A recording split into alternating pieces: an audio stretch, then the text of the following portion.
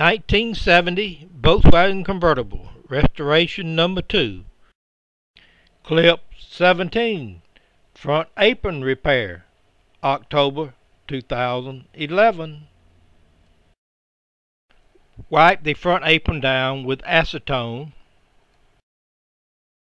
Locate the dent underneath and find a round object such as a sledgehammer and drive the dent out as much as possible.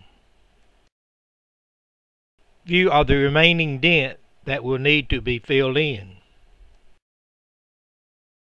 Sand the dent area with 80 grit sandpaper. Front apron after the first layer of body filler. Front apron after the second layer of body filler. Sand the apron and prep for a third coat of filler if needed. Apron after the third layer of body filler.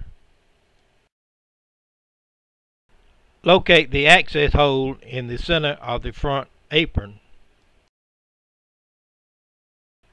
From the inside of the trunk tie well area, use an 8mm socket and remove the nut and washer, then pull out the access button. Front apron appeared ready for prime.